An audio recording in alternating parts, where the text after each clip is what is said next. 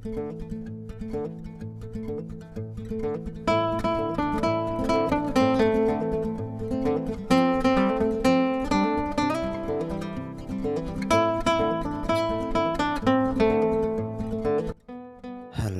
assalamualaikum warahmatullahi wabarakatuh. Jumpa lagi ya sama saya, si teknisi Deso.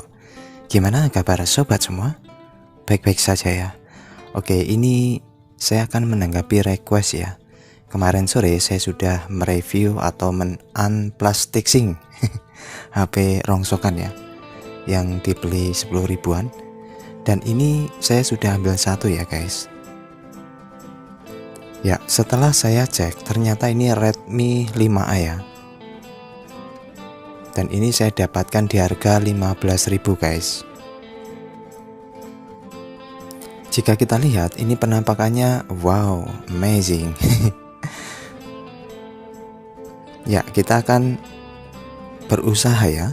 Saya tidak tahu persis apakah masih bisa diselamatkan. Ya, saya buka semua baut-bautnya ya. Jadi untuk di HP bangkai kita tidak bisa berharap lebih ya. Artinya jika tidak bisa diselamatkan, keuntungan yang lain adalah kita masih punya komponen ya, seperti IC yang tertanam di mesin, lalu di komponen yang lain yang mungkin suatu saat kita butuhkan. Oke, ini saya lepas satu-satu bautnya.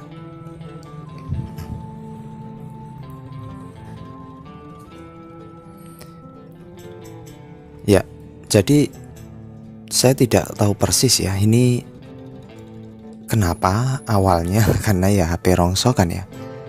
Jika kita lihat, kita perhatiin ya, untuk di fisik dan body itu memang memprihatinkan banget ya. Dan ini mungkin sudah sekian lama terbengkalai. Namun kalau untuk di Redmi 5A ini kategori HP yang belum lama ya, artinya tidak termasuk jadul. Jadi ya mungkin masih tahap setahun atau 2 tahun kurang ya untuk kerusakan. Ya, untuk mempercepat pembukaan baut yang berkarat biasa saya tambahin dengan air thinner. Nah, ini sudah kebuka guys. Dan bisa diperhatiin ya untuk bagian mesin.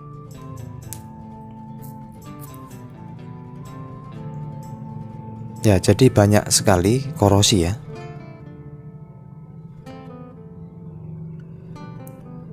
Jadi mungkin ini pernah juga masuk air ataupun memang HP-nya dulu masuk air ya.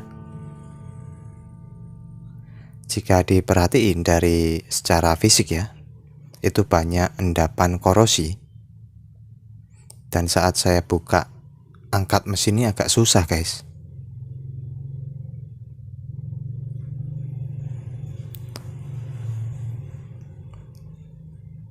Ya, ini sudah hampir terbuka.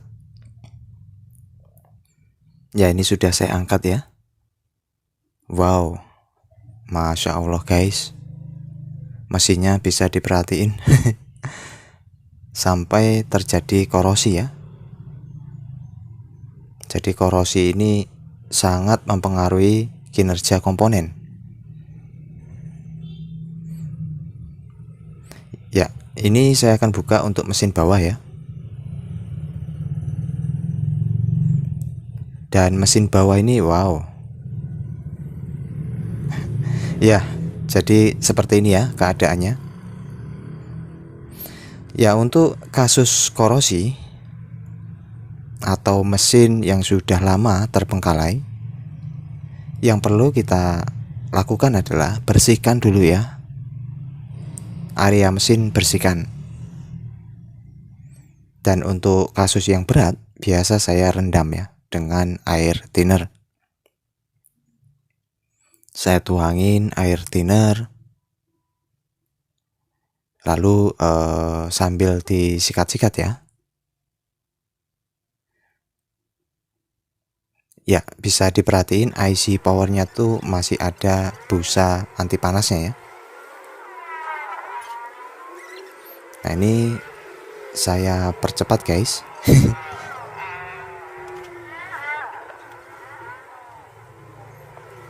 Nah, ini speed 8 kali, jadi suara motor tuh kayak balapan ya. Oke, sikat hingga bersih ya. Lalu setelah sikat, biarkan kurang lebih 1 jam. Oke, ini sudah 1 jaman. Lalu saya sikat kembali. Jadi tujuannya supaya korosi itu hilang ya, ataupun rontok. Yang perlu dipahami ya, untuk kasus korosi, biasanya jika kita bersihkan dengan thinner bisa memperbaiki keadaan, atau bila apes bisa memperburuk keadaan. Jadi seperti apa itu maksudnya? Jadi begini, mungkin di saat korosi HP itu bisa normal, tapi di saat kita bersihkan lalu sampai bersih, justru HP mati total. Itu yang sering saya temui ya. Namun ya tidak semua. Justru seharusnya memang perlu kita bersihkan total, sehingga kita tahu kalaupun mati itu penyebabnya di mana. Nah, ini sudah saya bersihkan, lalu sudah terlihat kering ya. Tapi masih ada sisa-sisa kerak-kerak putih.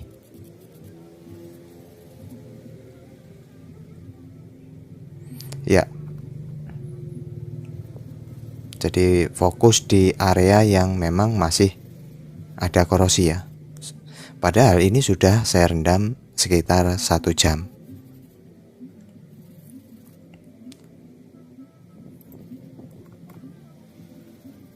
Ya, ini harus dibersihkan total. Dan kita juga secara fisik ya, kita lihat tadi bodi LCD itu tidak bisa diharapkan lagi.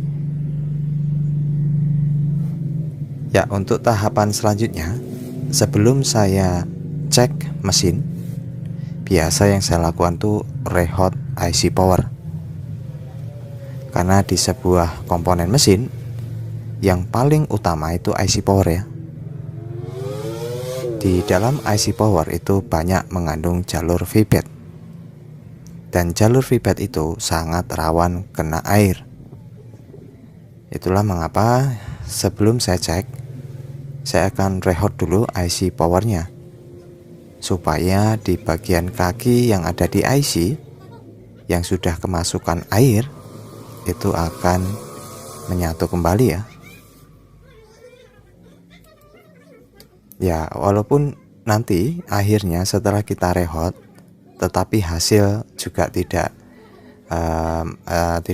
ada hasilnya atau tidak normal, ya berarti memang kemungkinan IC powernya yang rusak ya. Ya, ini sudah saya tutupi untuk bagian CPU lalu MMC ya. Tapi yang terutama tuh di bagian CPU, karena CPU ini rawan kena panas ya, jadi sebisa mungkin kita lindungi. Ya, ini saya rehot di setelan blower tuh anginnya 3, lalu panasnya 4. Rehot sampai dia tuh betul-betul mendidih. Boleh digoyang ataupun tidak ya. Jadi untuk tahapan pertama ini tidak saya goyang sama sekali. Saya hanya rehot ya. Ya, setelah itu tunggu proses pendinginannya. Ya, sambil nunggu dingin, saya akan fokus di bagian baliknya ya. Saya akan sikat kembali untuk bagian WTR, ICPA, RF ya.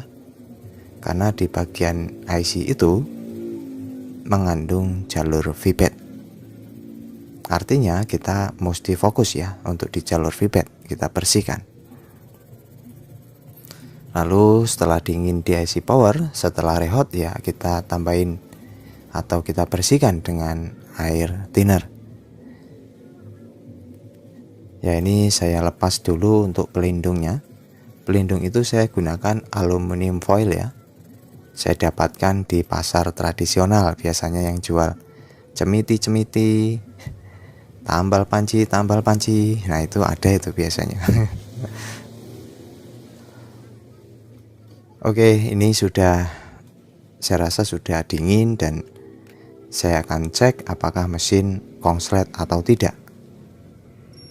Nah, ini normalnya jarum naik ya. Jika dibalik, haram hukumnya naik. Oke, tidak naik ya, berarti mesin aman, tidak konslet. Oke, wah ini tidak bisa diharapkan lagi guys. Mungkin untuk tombol volume power ini masih bisa lah. Kalau untuk frame LCD itu udah nggak bisa. Ya, ini untuk tombol power plus volume saya akan bersihkan ya, karena saya akan cek mesin dengan power supply. Nah, ini baterai baru guys. Saya akan ikuti petunjuk dari baterai, positif sebelah mana, negatif sebelah mana.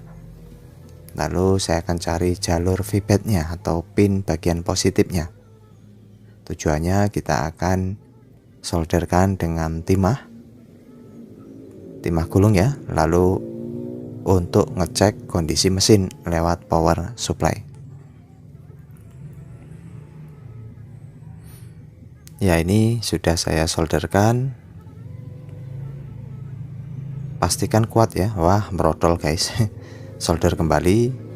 Jadi pastikan kuat ya untuk jemperannya. Ya, ini sudah, saya rasa sudah kuat. Ya, kita masuk ke power supply ya. Sambungkan kabel negatif itu ke kaleng, jepit saja. Lalu yang bagian positif kita sambungkan ke jemperan timah yang sudah kita bikin.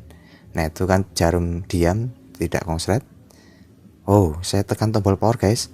Alhamdulillah dia naik, lalu goyang-goyang. Wow, amazing.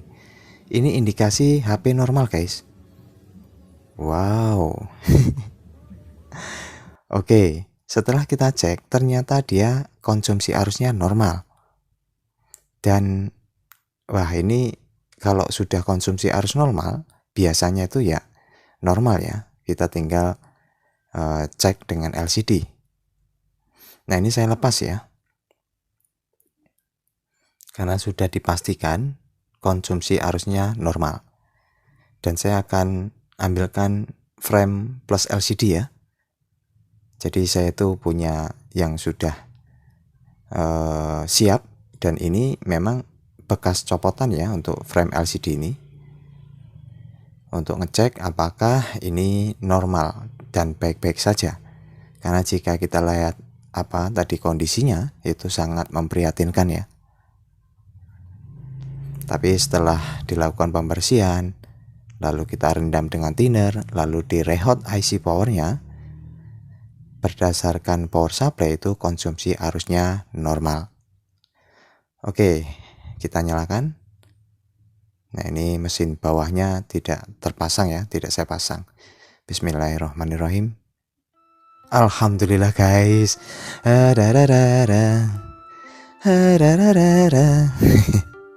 Mantap jiwa, mempesona. Wow. Wah, ini nggak bisa diharap lagi guys, karena memang body semua ini wah nggak layak lagi lah ya. Kita tunggu apakah dia bisa nampil ke menu ya.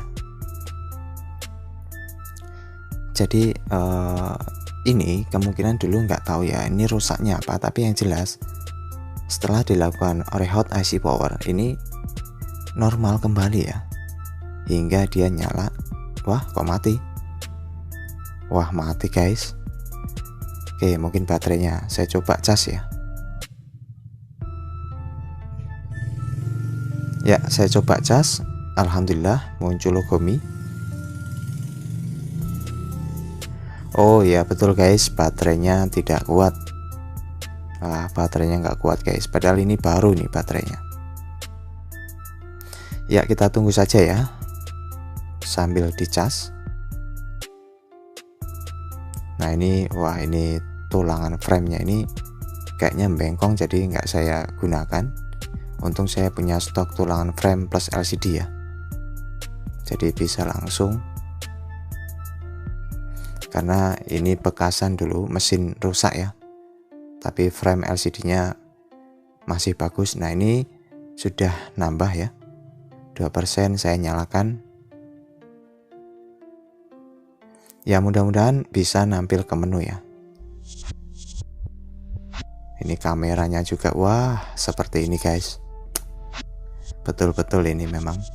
Tapi intinya sudah puas ya, istilahnya ini bisa nyala, artinya itu seperti MMC ataupun komponen yang lain. Wow guys, alhamdulillah guys, muncul gambar anak-anak. Wah ini lagi, wah muncul gambar headset guys. Ya mungkin faktor apa ya, karena memang HP rongsokan ya, jadi tingkat korosinya itu sangat memprihatinkan. Dan muncul logo headset, dan ini tadi belum saya pasang ya untuk fleksibel konektor touchscreen-nya, jadi belum bisa nyoba ya. Nah ini saya akan coba copot dulu mesin, lalu kita fokus karena dia muncul mode headset. Jadi untuk mode headset itu biasa yang berpengaruh di dioda ya. Nah ini saya bersihkan. Biasanya yang berperan penting itu di sini, ini dioda ini ya. Ini untuk headset. Dan ini saya bersihkan. Jika ini masih tetap, solusinya buang diodanya, itu biasanya down ya. Tapi tidak saya lakukan dulu, saya akan coba bersihkan dulu. Lalu untuk di jack audionya atau di plug in-nya, kita pancing dengan kabel seperti ini ya, kabel jack ataupun dari headset, supaya kotoran atau apapun itu bisa bersih ya. Oke, lalu saya pasang kembali. Jadi ya seperti ini ya, kalau HP rongsokan, sembuh satu muncul lagi. Oke, saya nyalakan ya.